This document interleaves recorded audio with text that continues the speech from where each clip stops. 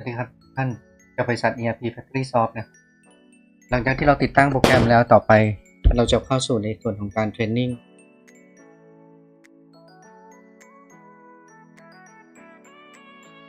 งโปรแกรม ERP MRP นะฮะที่ชื่อว่า Strategic ERP MRP Software จากบริษัท ERP Factory Soft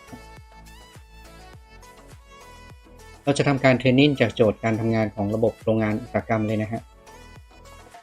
จากโจทย์จะบอกว่าให้ใช้ระบบซอฟต์แวร์ Strategic ERP MRP System ซึ่งมีชื่อเดิมว่า NetSys ERP MRP System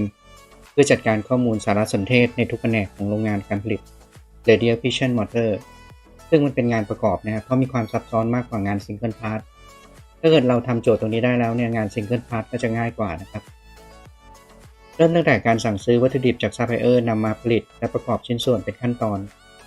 จนถึงการส่งสินค้าสำเร็จรูปให้ลูกค้าตามกำหนดส่งโดยให้วางแผนการผลิตด้วยระบบ MPS MRP ที่มีประสิทธิภาพสูงมีต้นทุนที่ต่ำแล้วก็ลดหรือว่ากำจัดปัญหาการผลิตที่พบนะครับซอฟต์แวร์ต้องครอบคลุมทุกแผนกนะตั้งแต่ฝ่ายขายจัดซื้อสินค้าคงคลังวางแผนการผลิตการควบคุมบรรจุภัณฑ์และอื่นๆในส่วนของข้อมูลบัญชีเนี่ยให้ซอฟต์แวร์สามารถส่งข้อมูลไปทางแผนกบัญชีที่ต้องการไปสู่โปรแกรมบัญชีชั้นนำยกตัวอย่างเช่น SAP B1 Oracle หรือโปรแกรมบัญชี Express นะครับของคนไทยให้ใช้ระบบ Barcode ที่ Barcode ควบคุมทั้งระบบการผลิตให้ถูกต้องเพราะฉะนั้นโซลูชันที่เราจะทำก็คือในการใช้การคำนวณ MPS MRP เป็นหัวใจเหมือนกันในการสร้างแผนการผลิตและการคำนวณหาวัสดุการตรวจสอบกำลังการผลิตการตรวจสอบการใช้วัตถุดิบการควบคุมกระบวนการผลิตการรวมหลอดการผลิตถ้าทำได้นะครับเพื่อเพิ่มประสิทธิภาพการผลิตแล้วก็การลดเวลาการทำงานการสร้างข้อมูลแบบเรียลไทม์ในทุกแผนกเพื่อที่จะให้ในทุกแผนกนั้นสามารถทราบว่างานตัวเองนั้นจะมาถึงเมื่อไหร่แล้วก็เตรียมตัวการทำงานนะและการเชื่อมต่อกับโปรแกรมบัญชีชั้นนำนะครับส่งข้อมูลไปแดชบอร์ดแสดงข้อมูลยอดขายยอดซื้อการผลิตเพื่อช่วยทั้งฝ่ายบริหารจัดการตัดสินใจครับในส่วนของรายการบอมแล้วก็กระบวนการผลิตหรือ routing เป็นดังนี้นะครับเราจะมีสินค้าอยู่3ตัวก็คือ A F แล้วก็ G นะฮะจะเห็นว่า A ประกอบด้วย B 1ชิ้นแล้วก็ C 1ชิ้น B ประกอบด้วย D 1ชิ้นและ E 1ชิ้นส่วน C 1ชิ้นประกอบไปด้วย D 3ชิ้นเราจะเห็นว่าทั้ง A F และ G ตัวนี้เนี่ยมันมีงานที่เป็น common item ร่วมกันก็คือตัว B และตัว C ดังนั้นเนี่ยถ้าเราสามารถวางแผนการผลิตแล้วเห็นว่าตัวงาน3ตัวนี้เนี่ยเอาวันส่งคล้ายๆกับว่าตกลงในสัปดาห์เดียวกันได้เนี่ยมันก็เป็นการดีถ้าเราสามารถที่จะรวมหลอดการผลิตตัวทั้ง B และตัว C เนี่ยเพื่อเซิร์ฟให้กับงาน A F และ G ทีเดียวนะครับนั่นคือการรวมหลอดการผลิตซึ่ง MRP สามารถทำได้มาในส่วนของ Finish Good นะฮะ Finish Good ในส่วนของrouting หรือกระบวนการผลิตตัว A นั้นจะเริ่มจาก Assembly IPQC Pack เหมือนกันเช่นเดียวกับงานตัว G และงานตัว F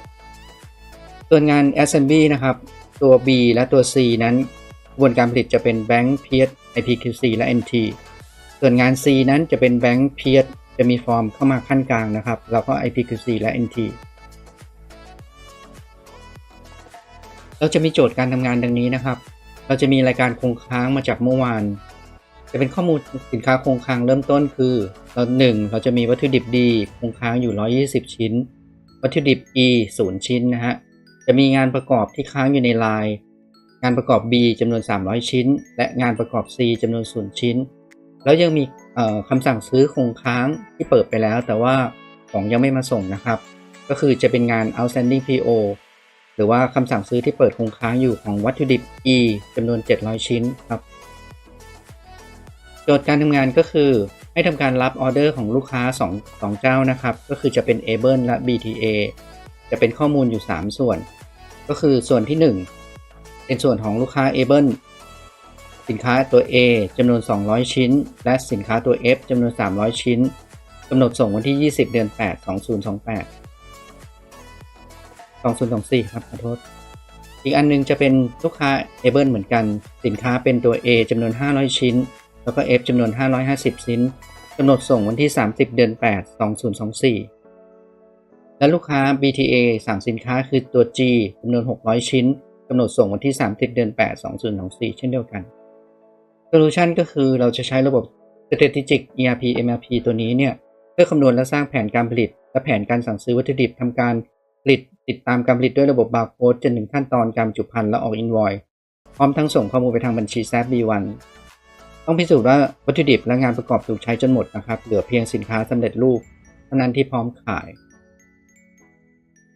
จากที่วิเคราะห์การทำงานคร่าวๆเนี่ยเราจะเห็นว่ามีออเดอร์อยู่2รายก็คือ Able และ BTA สั่งซื้อสินค้ามอเตอร์รวมแล้ว3รุ่นคือ A F และ G ทั้ง3รุ่นนี้บังเอิญมีงานประกอบชิ้นส่วนที่เป็น common item หรือว่าชิ้นส่วนที่สามารถใช้ร่วมกันได้นะครับในสินค้าหลายๆตัวก็คือจะเป็นตัว B และตัว C ดังนั้นเนี่ยถ้าเกิดเราสามารถผลิตรวมกันได้นะฮะแล้วเพื่อที่ทำให้การออกแบบการวางแผนการทำงานให้สั้นที่สุดได้ก็จะทำได้นะฮะแล้วก็จะลดระยะเวลาไปได้มากโดยที่เราต้องเอาแผนนั้นไปเช็คกำลังการผลิตจริงด้วยนะครับ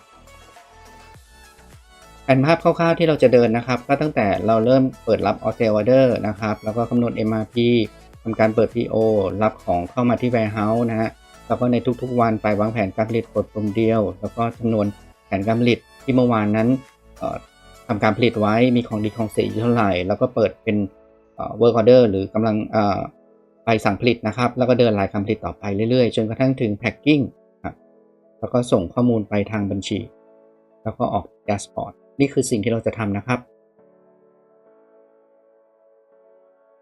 โอเคเรามาเริ่มกันเลยนะครับ